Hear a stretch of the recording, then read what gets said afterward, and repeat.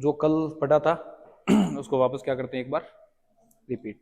थोड़ा ही पढ़ा था मैंने क्योंकि सैटरडे था तो वीक का लास्ट डे है तो उसके हिसाब से चलो।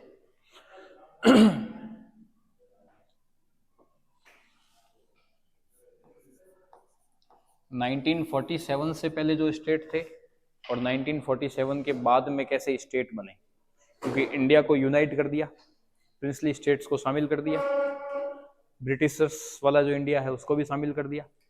अब इंडिया पर किसका रूल हो गया, इंडियन गवर्नमेंट का। जैसे अंग्रेज रूल करते थे वैसे हमें भी रूल करना जरूरी था, क्योंकि जब भी लार्ज एरिया होता है ना आपका, तो लार्ज एरिया, यहाँ बैठे, जब भी लार्ज एरिया होता है ना तो उसको एडमिनिस्टर करने के लिए छोटे छोटे यूनिट्स में डिवाइड करना पड़ता है। अंग्रेजों ने भी यही किया था, अंग्रेजों ने प्रोविंसेस में डिवाइड किया और कुछ इंडिया जो है वैसे ही प्रिंसली स्टेट्स के कंट्रोल में था। ठीक है ना। तो 47 से पहले से हमें कोई लेना देना नहीं है, 47 के बाद में, आफ्टर 47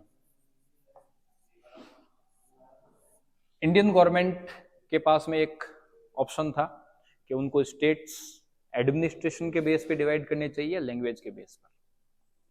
हालांकि जो सरकार बनी, जितने भी ये मिनिस्टर्स जो थे अभी, ये जब आजादी की लड़ाई लड़ रहे थे तो 1920 में इन्होंने अंग्रेजों से डिमांड की थी नागपुर सेशन में। कांग्रेस का हर साल एक सेशन होता था और 1920 वाला सेशन कहाँ हुआ, नागपुर में। और उस सेशन में हमारे भारत के नेताओं ने अंग्रेजों से डिमांड की कि आपको इंडिया को किस बेस पर डिवाइड करना चाहिए, किस बेस पर फिजिकली इसके यूनिट बनाने चाहिए, लैंग्वेज के बेस पर। अंग्रेजों ने क्या कहा होगा, हाँ या मना, मना कर दिया। अंग्रेजों को पता था कि अगर लैंग्वेज के बेस पे बन गए, लिंग्विस्टिक बेस पे बन गए स्टेट, तो शायद यूनिटी बढ़ जाएगी, और यूनिटी अगर बढ़ गई तो अंग्रेजों के लिए खतरा है। सीधा सा कॉमन बात है ये। तो अंग्रेजों ने इस समय मना कर दिया। अब सेम चीज कब हो गई आपके, 1947 में। अब फर्क इतना था कि अंग्रेज चले गए और जो लोग अंग्रेजों से डिमांड कर रहे थे वो अब क्या खुद क्या बन गए, वो भाई यहां जो लोग डिमांड कर रहे थे वो अब खुद क्या बन गए, गवर्नमेंट बन गए। लेकिन कुछ जो छोटे लीडर्स थे, जो पर्टिकुलर किसी स्टेट से आते थे, जिसको हम क्या बोलेंगे, स्टेट लीडर्स, इन्होंने अपनी डिमांड जायज रखी, कंटिन्यू रखी। इन्होंने बोला कि हमें लैंग्वेज के बेस पे स्टेट बनाने ही बनाने। तो गवर्नमेंट ने बोला चलो लड़ो मत, इसका भी एक समाधान निकालते हैं। तो गवर्नमेंट ने क्या किया, गवर्नमेंट ने क्या किया, कमीशन बनाया। कमीशन क्या होता है, पॉलिटिकल साइंस में हमेशा याद रखना आपके, जब भी वर्ड कमीशन, कमिटी आएगा, उसमें आपके दो चीजें कॉमन होगी। उसको, कमिटी को या कमीशन को एक फिक्स टारगेट दिया जाएगा। कमीशन बनता है शॉर्ट टर्म के लिए, उसका एक फिक्स टारगेटेड वर्क होता है, और उस टारगेटेड वर्क में जब टारगेट कंप्लीट हो जाएगा तो वो कमीशन अपने आप क्या हो जाएगा, एबोलिश हो जाएगा। और उसके अंदर कुछ मेंबर होते हैं, ज्यादातर मेंबर एक्सपीरियंस्ड रिटायर्ड होते हैं, जिनको गवर्नमेंट वापस बुलाती है और वो टास्क देती है। ठीक है। तो सरकार ने सबसे पहले पॉलिटिकल एनालिस्ट एस के धर, इनको बुलाया, कमीशन बनाया, और एस के धर ने क्या बोला, लैंग्वेज के बेस पे बनने नहीं चाहिए। क्यों नहीं चाहिए, क्योंकि सरकार चाहती थी कि नहीं बने। जब सरकार पर बैठे हो आप तो आपको पता है कि विरोध होगा, इसलिए आप क्या करते हो, ऐसी कोई डिमांड होती है जिससे देश में टुकड़े हो सके तो उस डिमांड को क्या कर देते हो आप, इग्नोर कर देते हो। तो एस के धर कमीशन बना, धर कमीशन बोलते हैं इसको, इसने लैंग्वेज के बेस पे मना कर दिया। लोग खुश नहीं हुए, तो फिर जवाहरलाल नेहरू, वल्लभ भाई पटेल और पट्टाभी सीतारामैया, ये तीन पॉलिटिकल लीडर थे, इन्होंने एक कमीशन बनाया। सेम रिकमेंडेशंस, एस के धर की रिकमेंडेशंस को जेवीपी कमेटी ने, यानी कि ये नहीं चाहते थे कि लैंग्वेज के बेस पे बने, नहीं बने। अब फॉर्मेलिटी पूरी हो गई, एक तरह से फॉर्मेलिटी थी। और बाद में सरकार ने जो स्टेट बनाया ना, उसको कितनी कैटेगरी में डिवाइड किया, ए बी सी डी, जो सरकार के मन में शुरू से था उसी के बेस पर। जैसा अंग्रेज छोड़ के गए थे उसमें थोड़ा बहुत चेंजेस, थोड़ा बहुत परिवर्तन किया, और बाकी एज इट इज। ए में कौन से स्टेट थे, प्रोविंसेस। कौन से स्टेट थे, कितने प्रोविंस थे, 9। अंग्रेजों के अंडर में 9 प्रोविंस थे, और 9 के 9 क्या बना दिए, स्टेट। और उनको कैटेगरी कौन सी रखी, ए। बी कैटेगरी में डाले आपके लार्ज प्रिंसली स्टेट्स, बड़े वाले, ठीक है। इनकी संख्या कितनी थी? 10। सी वाले में क्या कर दिया, एक तो हाई कमिश्नर्स जहां अंग्रेजों का डायरेक्ट रूल था, प्लस छोटे मोटे प्रिंसली स्टेट को मिलाकर कुछ एरियाज को डिवाइड। इसमें भी ये शायद कितने थे आपके? 9। और एक अंडमान निकोबार ऐसा एरिया है जो बिल्कुल भारत की मेन लैंड से दूर था, उसको कौन सी कैटेगरी में डाला? डी। अंडमान निकोबार का एडमिनिस्ट्रेशन अंग्रेजों ने बिल्कुल अलग कर रखा था। तो ये 4 कैटेगरी इन्होंने बना दी। अब ये जो बेचारे स्टेट लीडर्स थे जो ये डिमांड कर रहे थे कि किसके बेस पे बनाने चाहिए स्टेट? लैंग्वेज के, इनकी डिमांड पूरी नहीं हुई, तो अब ये क्या करेंगे? विरोध करेंगे। और विरोध जब किया ना, तो सबसे पहले विरोध कहाँ हुआ? आप 1 मिनट के लिए 2 आइलैंड में, लक्षद्वीप पहले केरल त्रावणकोर के पास में था, लक्षद्वीप आपके था त्रावणकोर के पास में। मैप से आपको थोड़ा समझ में आएगा कि भाषाएं किस हिसाब, देखो वैसे अगर आप देखोगे ना तो लैंग्वेज है, लैंग्वेज किसी भी कल्चर का मेन पॉइंट होता है। और लैंग्वेज ऐसा नहीं होता है कि एक फिक्स बॉर्डर के बाद वो लैंग्वेज खत्म हो जाती है। लैंग्वेज हमेशा धीरे धीरे बदलती है। यहाँ से आप 40-50 किलोमीटर जाओगे मकराना, या 100 किलोमीटर जाओगे ना, तो लैंग्वेज थोड़ी सी चेंज होगी, पूरी चेंज नहीं होगी, समझ में आएगी। लेकिन अगर आप यहाँ से डायरेक्टली जैसलमेर जाते हो तो आपको भाषा समझना मुश्किल। तो भाषा कभी भी बिल्कुल एक बॉर्डर एरिया से चेंज नहीं होती, उसका जो चेंज है वो धीरे धीरे होता है, ट्रांजिशन पीरियड जो होता है। अब देखो ये मैप है, ये मद्रास दिख रहा है आपको, ये उड़ीसा था और लगभग यहां तक मद्रास था।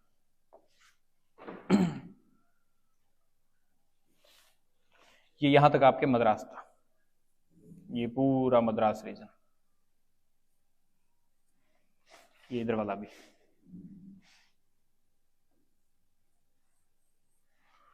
अब मद्रास रीजन जब देखोगे ना, तो इसमें वैसे इसकी जो कैपिटल थी वो थी आपके चेन्नई। वैसे उस समय चेन्नई नाम नहीं था, उस समय नाम भी क्या था? सिर्फ इनका स्टेट का नाम भी मद्रास था और सिटी का नाम भी क्या था? मद्रास ही नाम था, ठीक है। जो अंग्रेजों ने पहले ही चेंज कर दिया था। पहले उसका नाम, चेन्नई जो नाम है ना, वो तमिलनाडु की तमिल लैंग्वेज का शब्द है। अब इसकी कैपिटल यहाँ है, लेकिन ये जो है इधर बोलने वाले, इधर लैंग्वेज बोलने वाले लोग कौन थे?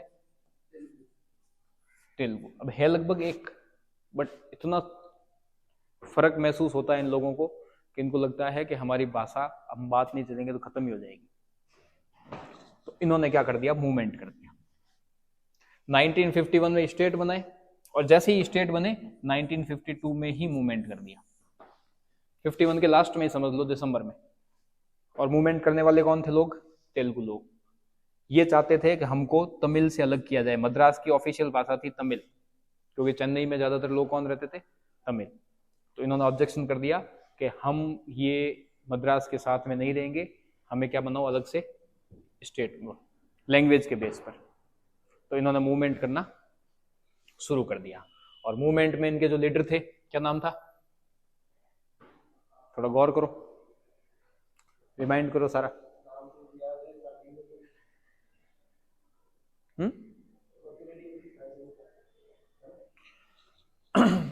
पोट्टी श्री रामाल्लू, ठीक है। तेलुगु लीडर थे पोट्टी श्री रामाल्लू। इनकी लीडरशिप में तेलुगु मूवमेंट शुरू हुआ। डिमांड की गई कि तेलुगु बोलने वाले लोगों को तमिल से क्या करना पड़ेगा? अलग करना पड़ेगा। और मूवमेंट बिल्कुल पीसफुल, ये कांग्रेस के नेता थे लेकिन थे स्टेट लेवल के। बिल्कुल पीसफुल तरीके से इन्होंने क्या बोला? प्रोटेस्ट करना, और प्रोटेस्ट होता रहा।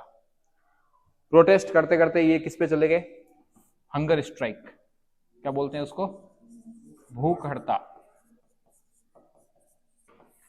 अब भूख हड़ताल एक ऐसी चीज है कि उसमें कैपेसिटी है बॉडी की तो आप सरवाइव कर जाओगे, लेकिन एंड उसका बुरा ही होता है अगर आपकी शर्त नहीं मानी गई। अब जवाहरलाल नेहरू ने पहले इतनी फॉर्मेलिटी कर दी, कमीशन बना दिए, स्टेट बना दिए, उन्होंने सोचा क्या है, मूवमेंट खत्म कर देंगे। लेकिन इन्होंने जो है हंगर स्ट्राइक कंटिन्यू रखी। कितने दिन तक चली हंगर स्ट्राइक? अब 56 दिन कोई कुछ नहीं खाया, पानी पीते थे सिर्फ। और 56वें दिन इनकी क्या हो गई? मृत्यु हो गई। और जैसे ही मृत्यु हुई, इनके नाम से मूवमेंट चल रहा था, इनके कहने पर लोग शांत बैठे थे। जैसे इनकी डेथ हुई, तेलुगु लोग जो है वायलेंट प्रोटेस्ट, ट्रेन, बस, रोड, गवर्नमेंट ऑफिस, कुछ भी बाकी नहीं रखा, सब जला दी। भयंकर मूवमेंट, आप फोटो देखना घर जाके यूट्यूब पे या इस पे। पूरे में, अपने एरिया में तो करेंगे ही करेंगे, यहां तक भी थे इनके, चेन्नई के अंदर। अभी बताएंगे, थोड़ी देर रुक, इसमें फोटो बताऊंगा तो फिर पढ़ लिए तो सिलेबस नहीं होगा 6 महीने, इतना भी ढीला नहीं चलना है, ठीक है। तो अब तोड़ फोड़ वगैरह भयंकर होने लगी, और क्योंकि कंट्री की कैपिटल दिल्ली में, तो यहां से यहां कंट्रोल करने में भी थोड़ा मुश्किल हो गया। तो सरकार को आखिर में फिर जवाहरलाल नेहरू को झुकना पड़ा, उनकी जिद नहीं चली, और अल्टीमेटली 1952 लास्ट में, दिसंबर 1952 में आंध्र नाम का स्टेट अलग करना पड़ा मद्रास से। तमिलनाडु से नहीं, मद्रास नाम था उस समय। और ये पहला स्टेट किसकी डिमांड, किस बेस पे हुआ, लैंग्वेज। अब 1 मिनट के लिए सोचो कि एक बार स्टेट बन गया लैंग्वेज के बेस पे, तो क्या भारत में शांति रहेगी?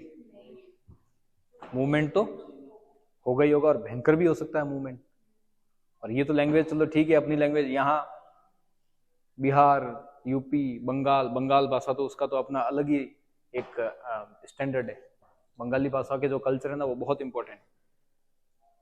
तो मूवमेंट बढ़े ना, हर जगह मूवमेंट ना हो, इसलिए सरकार ने पहले ही अपना जुगाड़ देख लिया कि भाई हम जो है स्टेट बनाएंगे किसके नाम पे, लैंग्वेज के नाम पे, लेकिन इसके लिए हम पहले कमीशन बनाएंगे। क्या बनाएंगे? कमीशन। तो 1952 हाथों हाथी 1952 के दिसंबर लास्ट में जब ये स्टेट डिक्लेयर किया ना, तो हाथों हाथ सरकार ने अनाउंसमेंट कर दिया कि हम पूरे भारत को वापस जितने स्टेट बनाए हैं, हमने उसको क्या करेंगे, रिव्यू करेंगे, और रिव्यू करके जहां जहां हमें लगेगी वह लैंग्वेज के बेस पे बनाएंगे। तो 1952 के लास्ट में, और कहीं कहीं बुक्स में आपको 1953 भी मिलेगा, तो दोनों ही करेक्ट हैं। एक कमीशन बनाया, उस कमीशन का नाम क्या दिया गया? State reorganisation commission. स्टेट पहले क्या किए थे? ऑर्गेनाइज किए थे, अब रीऑर्गेनाइज कर रहे। राज्य पुनर्गठन, पहले गठन किया, अब क्या किया? पुनर्गठन। हाँ हाँ, वो ऑप्शन डिपेंड, एक्चुअल में आपको लक्ष्मीकांत में क्या दे रखा है बुक, डेट तो डेट ऐसा है ना, एग्जैक्ट डेट अब 52 में फिक्स डेट तो आती नहीं है, महीना आता है, देता भी नहीं है, और देता है तो क्वेश्चन कटता है। आरपीएससी का तो यही फॉर्मूला, यूपीएससी में इस तरीके का नहीं आता। वो डेट देख लो आप एग्जैक्ट, मैं कंफ्यूज हूँ, 52, 53 है मेरे हिसाब से। हाँ, दिसंबर 1952 में, तो कहीं ऐसा लिखा हुआ है किताबों में 19 एग्जैक्ट लिखा हुआ है, तो दिसंबर 1952 लिखा हुआ है, कहीं पर 1953 लिखा हुआ है। ईयर जब लिखते हैं ना, देखो एक होता है कमीशन बनाया, कमीशन ने काम शुरू किया, ठीक है, कमीशन ने रिपोर्ट दी, उसकी रिकमेंडेशन 53 है तो 53 कर दो, कोई दिक्कत नहीं है, लो इसमें क्या कौन सा ज्यादा करना है, ठीक है। तो स्टेट रीऑर्गेनाइजेशन कमीशन बनाया, और इसके कितने मेंबर्स बनाए गए? 3 मेंबर्स, 3 सदस्य की एक समिति, कमीशन बनाया गया, आयोग बनाया गया जिसको बोलते हैं हिंदी में, ठीक है, कमीशन को आयोग। रिटायर्ड चीफ जस्टिस थे पहले, फजल अली, चीफ जस्टिस नहीं, रिटायर्ड सुप्रीम कोर्ट के जस्टिस।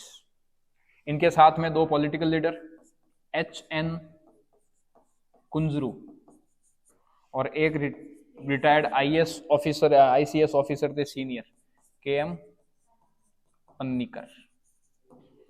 इन तीनों को मिलाकर, इन तीनों को क्या काम दिया गया कि आपको पूरे भारत में घूमना है और पता करना है कौन कौन सी भाषाएं, कौन कौन सी लैंग्वेजेस वाइडली बोली जाती है, और जिसके बेस पे हम क्या बना सकते हैं?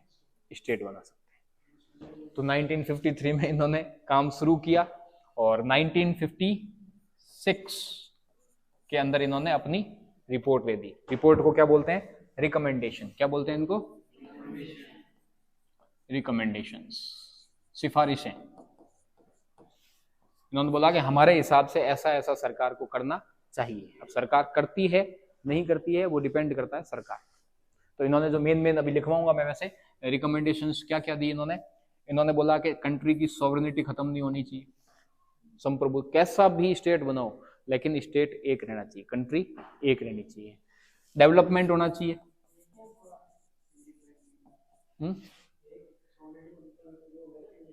हाँ, सोवरेनिटी मतलब भारत ऐसा ना हो कि आप कोई स्टेट बनाओ और वो स्टेट हमारा कहना ना माने, एक सरकार के अंडर में रहना चाहिए। सोवरेनिटी यानी कि भारत कल को वो दूसरे लैंग्वेज, ऐसा तो है नहीं कि हमारे यहाँ के हमारी लैंग्वेज कहीं और नहीं बोली जाती, आप लैंग्वेज के बेस पे दूसरे के साथ अच्छा रिश्ता करने लग जाओ। जैसे बांग्लादेश में बंगाली बोली जाती है, हमारे वेस्ट बंगाल में बंगाली है, कल को आप लैंग्वेज के बेस पर स्टेट बनाते हो और वो बोले कि नहीं साहब हमारी भाषा बंगाली है, इनकी भी बंगाली है, तो ये हमारे नजदीक ज्यादा हुए। कंट्री की सोवरेनिटी को खतरा, भाषा से किसी हमारा दूसरी कंट्री का कोई लिंक नहीं, वो सिर्फ कंट्री की बाउंड्री के अंदर ही। फिर इन्होंने बोला कि लैंग्वेज को कंसिडर करना है, लेकिन ये भी ध्यान रखना है कि लैंग्वेज की होमोजेनिटी रहनी चाहिए। होमोजेनिटी का मतलब क्या होता है, आप स्टेट जो बना रहे हो जहां पर एक लैंग्वेज के हिसाब से एक स्टेट बनेगा, इसका मतलब ये तो है नहीं कि उस पूरे स्टेट में एक ही लैंग्वेज बोली जाएगी। उसके जो बॉर्डर्स है वहां पर क्या होगा, दूसरे स्टेट की या थोड़ी थोड़ी भाषा चेंज हो सकती है, बट मेनली क्या होगा, अगर वो कोई भाषा ज्यादा बोली जाने वाली है उसके बेस पे वो स्टेट बनेगा। आप 10 भाषाएं और 10 भाषाओं को मिलकर एक स्टेट बनाओ तो उसको थोड़ा सा ध्यान में रखना, एक भाषा डोमिनेंट होनी चाहिए, बाकी भाषाओं को भी सपोर्ट मिलेगा पूरा। ठीक है, इस हिसाब से इन्होंने अपनी रिकमेंडेशन दी और इन्होंने बोला कि कितनी स्टेट्स बनाने हैं, 16 स्टेट बनाने चाहिए। इन्होंने जो लिस्ट दी ना कि हमारे हिसाब से भाषा के आधार पर ये 16 स्टेट आपके होने चाहिए, जिसमें इन्होंने एक हैदराबाद भी रखा था, लेकिन सरकार ने 16 नहीं माना, सरकार ने कितने बनाए, 14। और इन्होंने बोला था ये कि 16+2 यूटी बोला था अलग से, लेकिन इन्होंने सरकार ने इसकी रिकमेंडेशंस को 16 की जगह 14 स्टेट बनाए और यूटी कितनी कर दी, 6। हैदराबाद था एक, तो इन्होंने बोला हैदराबाद अलग से स्टेट बनाओ, सरकार ने बोला हैदराबाद स्टेट हम नहीं बनाएंगे। और एक और स्टेट था, इसके नाम आपको मैं 2 स्टेट दे रखे हैं, हैदराबाद और विदर्भ, महाराष्ट्र का कुछ हिस्सा हटा के और उसका अलग से एक स्टेट बनाना था जिसका नाम देते विदर्भ। हैदराबाद और विदर्भ आज भी बोलते हैं।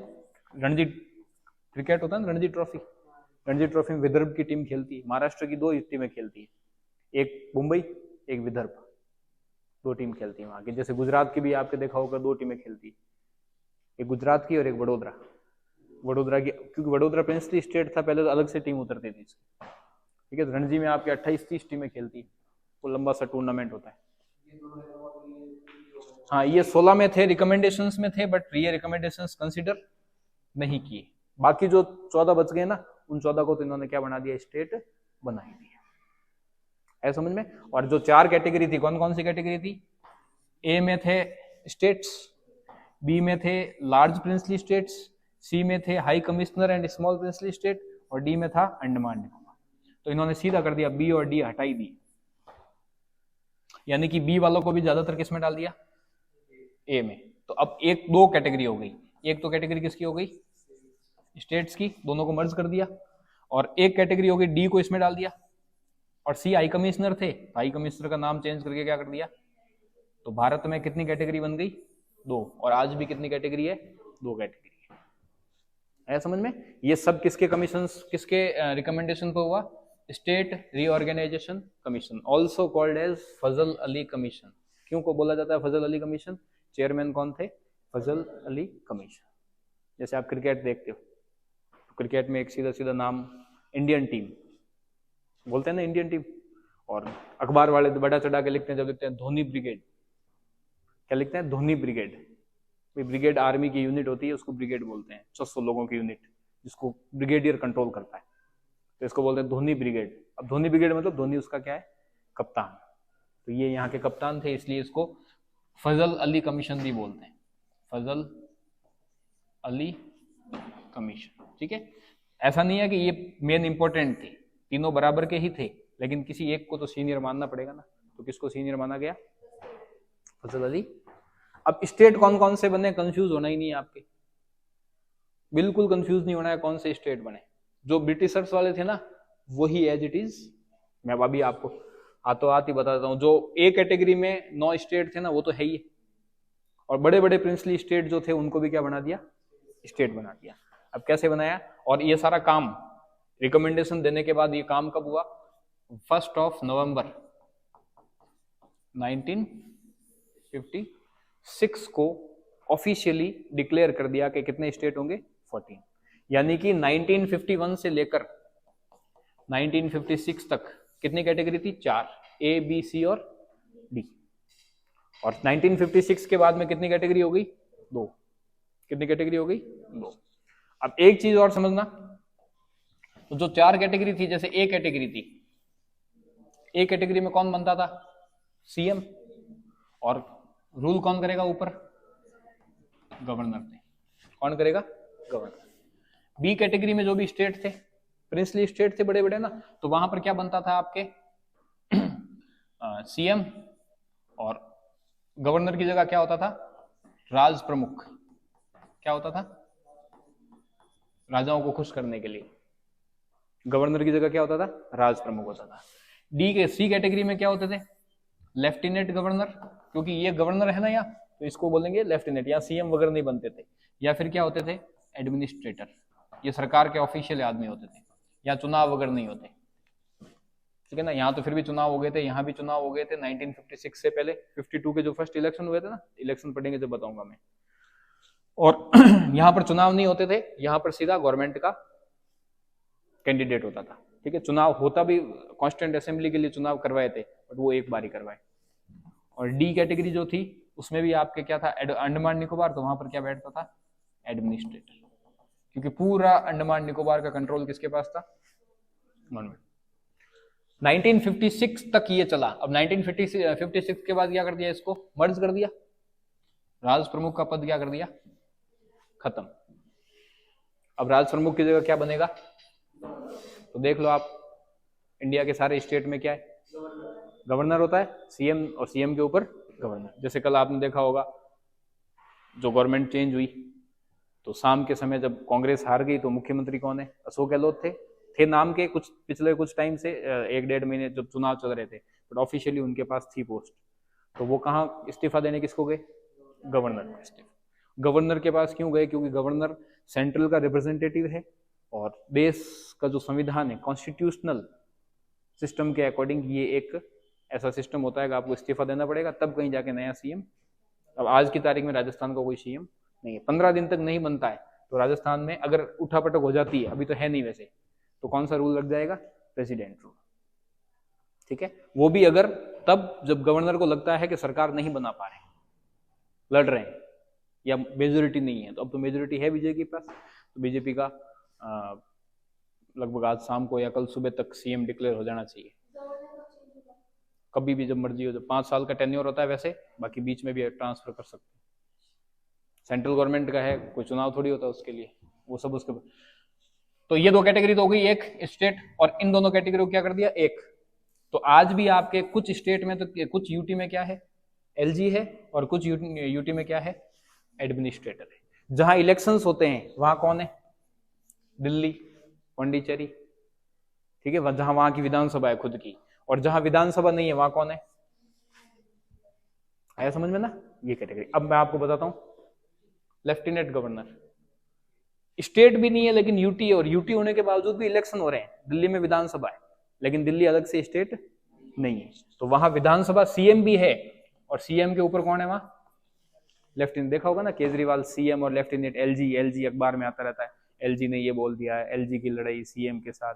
केजरीवाल कहता है एलजी काम करने नहीं दे रहा, तो वो एलजी दिल्ली में स्टेट के अंदर गवर्नर होता है नहीं, एलजी वो स्टेट कौन कौन से थे वैसे ही याद हो जाएंगे, देखना, नॉर्थ से साउथ की तरफ चलना। जम्मू कश्मीर बड़ा प्रिंसली स्टेट था, तो उसको क्या बना दिया अलग से, और वैसे आपको इसको याद, 370 धारा थी, आर्टिकल, तो अलग से स्टेट था ही। जम्मू कश्मीर के बाद नीचे आओ, अब पंजाब में हरियाणा भी था, हिमाचल प्रदेश के कुछ हिस्से भी थे, ठीक है। पंजाब से नीचे आओ आप, कौन सा आ गया, राजस्थान। बिल्कुल ऐसे चलेंगे अपन, वेस्ट, वेस्ट से साउथ, साउथ से फिर सेंट्रल, फिर ईस्ट में जाएंगे। राजस्थान के बाद गुजरात नहीं था, बॉम्बे, कच्छ वगैरह सब मिला दिया बॉम्बे के अंदर। बॉम्बे के अंदर कच्छ मिला दिया, सौराष्ट्र मिला दिया, गुजरात का कुछ हिस्सा पहले से था और इसका नाम क्या था, बॉम्बे। ठीक है, बॉम्बे स्टेट, महाराष्ट्र भी नहीं था। बॉम्बे से नीचे आओ, साउथ के तो आपको 4 याद हो जाएंगे वैसे ही। मैसूर को चेंज, मैसूर का मैसूरी नाम था वैसे, बाद में कर्नाटक किया गया। मैसूर प्रिंसली स्टेट था, उसको क्या बनाया, स्टेट बना दिया। ठीक है, मैसूर के बाद में त्रावणकोर, कोचीन, इस हिस्से को पूरा, कुर्ग को तो रखा आपके मैसूर में, और बाकी त्रावणकोर कोचीन को चेंज करके क्या बना दिया, एक स्टेट बना दिया। क्या नाम दे दिया उसका, केरल। फिर मद्रास, तमिलनाडु का पहले क्या नाम था, मद्रास से अलग हो चुका था एक 1952 में आंध्र प्रदेश। तो ये 4 तो आपके साउथ के हो गए, और नॉर्थ से वेस्ट ये 4 हो गए। कितने हो गए, 8। याद करने थोड़े से आसान है। अब थोड़े वापस इधर चलो, उड़ीसा पहले भी था प्रोविंस।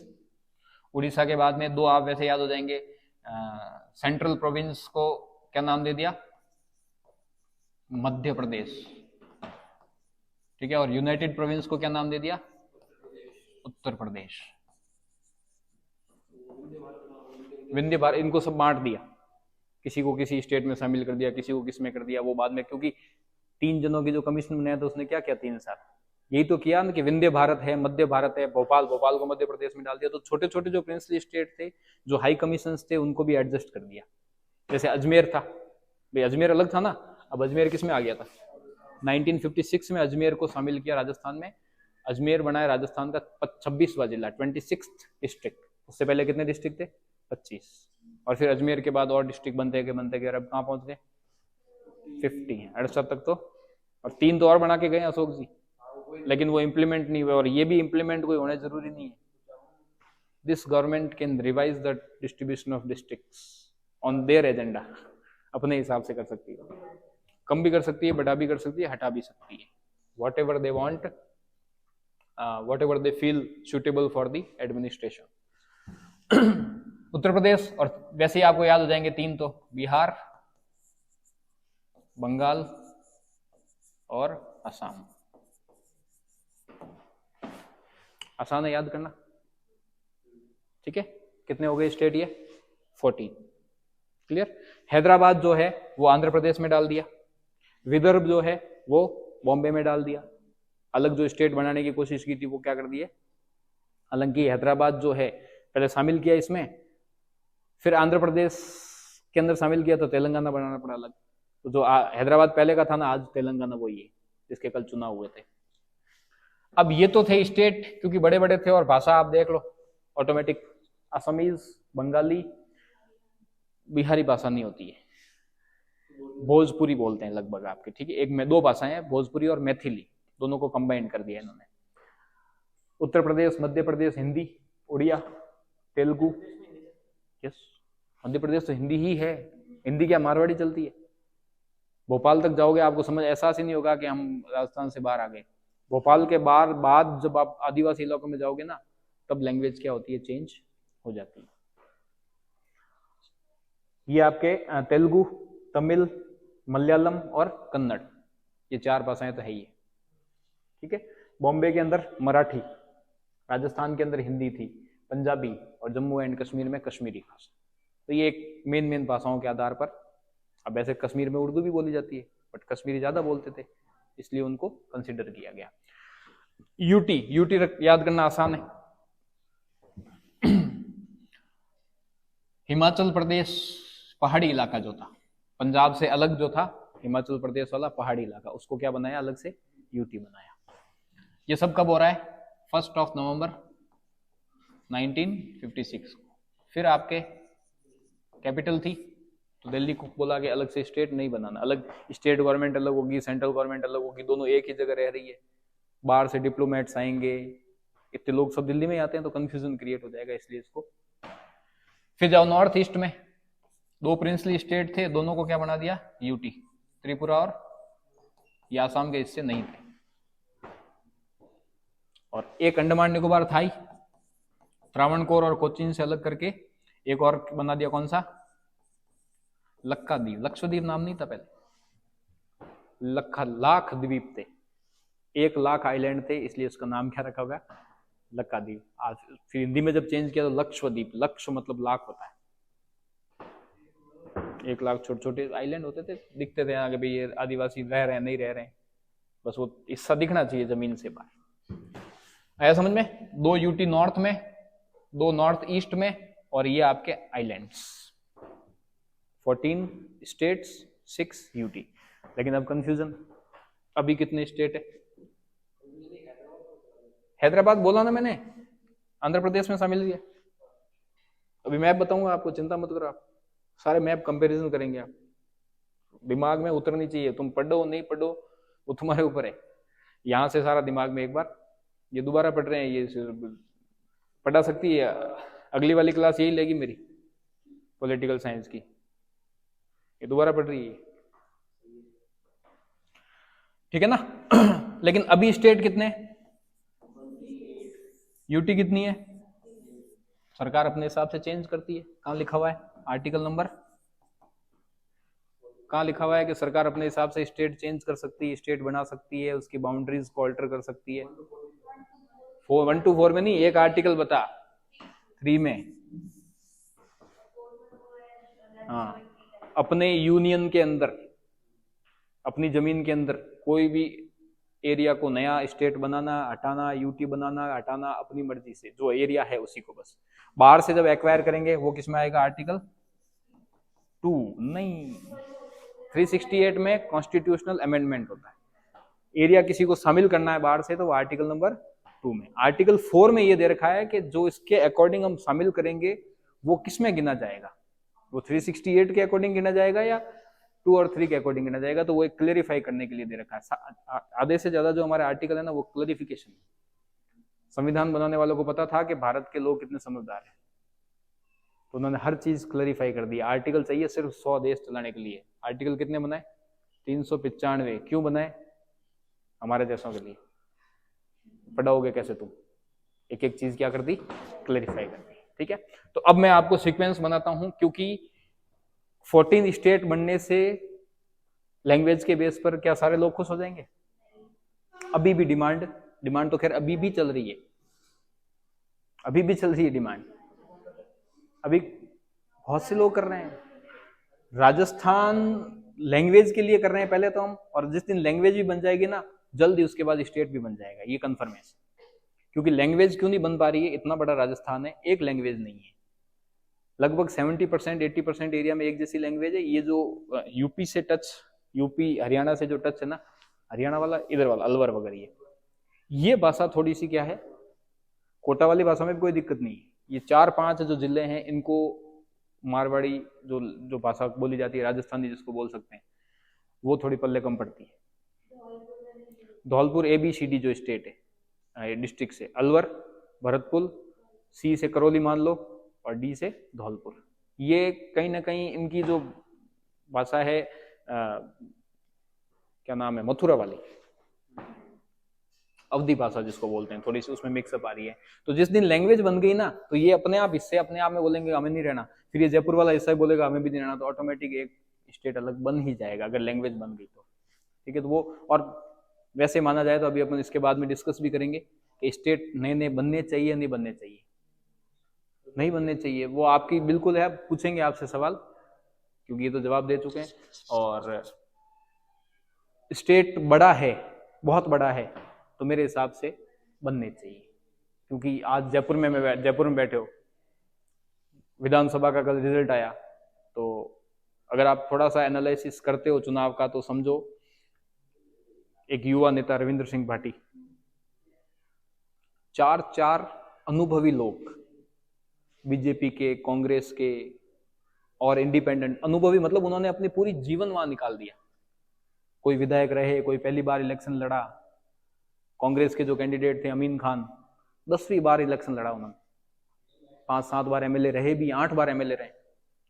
उसके बावजूद भी एक युवा जिसको लोग, शायद वो है वहीं के लेकिन लोग इतना नहीं जानते होंगे, वो गांव गांव घूमे और लोगों को विश्वास दिलाया कि मैं काम करूंगा, और इस उम्मीद पे लोगों ने उनको वोट दिए। तो आप अंदाज लगा सकते हो उन नेताओं ने इतने साल में क्या किया। कारण क्या है? पिछड़ा है, बहुत पिछड़ा इलाका है वहां पर। शेखावटी में जाओगे, अब शेखावटी में कांग्रेस की सीटें ज्यादा आई तो शेखावटी वाले अवेयर है, जितनी भी गवर्नमेंट की स्कीम्स है कांग्रेस गवर्नमेंट ने जो लगाई थी फ्री वाली जितनी भी है, वो सारी शेखावटी में फायदा उठाया उसका। लोगों को लगा हमारे लिए स्कीम सही है तो वोट दे दिया। अभी हमारी यहाँ वाली स्कीम पहुंची नहीं वहां तक। हालांकि अशोक गहलोत खुद जोधपुर से आते हैं, लेकिन स्कीम्स नहीं पहुंची। तो लोगों को अवेयर करना पड़ा कि भाई आप 4-4 कैंडिडेट को हरा रहे हो तो लोग कितने उम्मीद से रख रहे हैं।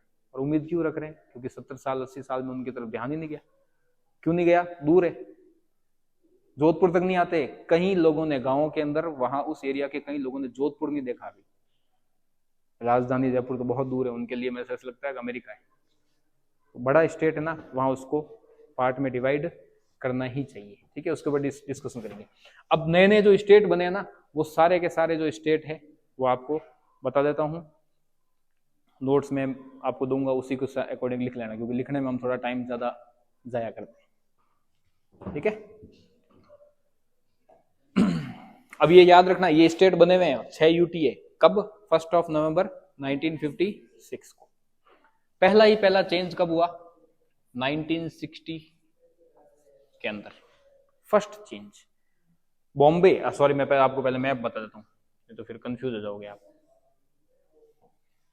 ये तो आपको नजर आया, ABCD 4 कैटेगरी थी। ये 1951 का मैप है। इस मैप से संतुष्ट नहीं थे। ये आपके दिख रहा है मद्रासपुरा। ठीक है, तेलुगु वालों ने मूवमेंट किया, आंध्र प्रदेश बन गया। और जब आंध्र प्रदेश बना तो फिर सभी को बनाना था। तो अब जो नया नक्शा बना हमारा, वो नया नक्शा कैसा बना? ये 1956 का नक्शा है, 1956 का मैप है। जम्मू एंड कश्मीर, ग्रीन वाला पंजाब, राजस्थान, ये इसको बोलते हैं विदर्भ। ये गलती की उसमें, इसको अलग स्टेट बना देना चाहिए था। जब रिकमेंडेशन किया था फजल अली ने, तो ये वाला जो हिस्सा है ना, ये बहुत पिछड़ा है और ये हैदराबाद था। इन्होंने बोला 2 अलग स्टेट बनाओ, तो विदर्भ तो आज तक नहीं बना, लेकिन ये वाला हिस्सा आज तेलंगाना कहलाता है। तो इनकी तो डिमांड पूरी हो गई ना, लेकिन ये अभी भी लोग विरोध कर रहे हैं। ये भी जल्दी बन जाएगा। ये वाला हिस्सा बहुत डेवलप है, पुणे, नासिक, बॉम्बे, और यहाँ पर नागपुर बड़ा से बड़ा शहर है। बाकी पूरा बैकवर्ड एरिया, पानी नहीं है। मॉनसून आता है ऐसे निकल जाता है, ये खाली रह जाता है। गर्मियों के मौसम में फोटो देखते हैं अखबार में, ट्रेन जा रही है, ट्रेन की चेन खींची और टॉयलेट वाला पानी लोग भर रहे हैं पीने के लिए। ऐसी हालत खराब है। अब तो गवर्नमेंट कर रही है, नहीं करती है तो भी गलती है। तो ये आपके क्या कहलाता था? ये पूरा गुजरात और मिला के बॉम्बे, मैसूर, केरल, मद्रास, आंध्र प्रदेश, उड़ीसा, मध्य प्रदेश, उत्तर प्रदेश, बिहार, बंगाल और आसाम। है समझ में? ये थे। यूटी देखना, ये येलो वाली हिमाचल प्रदेश पहाड़ी इलाका, दिल्ली, त्रिपुरा, मणिपुर, और इधर अंडमान और निकोबार। है समझ में? और ये आपके है वर्तमान भारत। ये कौन सा है? ये वर्तमान भारत है। तो उसमें और इस मैप में देखना, अपनी आंखों को ऐसे ब्लिंक करके देखो कि कैसे कितना फर्क नजर आता है। एक ये मैप है, एक मैप है, कितना चेंज हो गया? बहुत। अभी इतना, ये चेंज एक दिन में थोड़ी हुआ है, तब से लेकर अभी तक चेंज होता ही जा रहा है। तो ये चेंज कैसे कैसे हुआ, आपको थोड़ी इसका सीक्वेंस समझना पड़ेगा।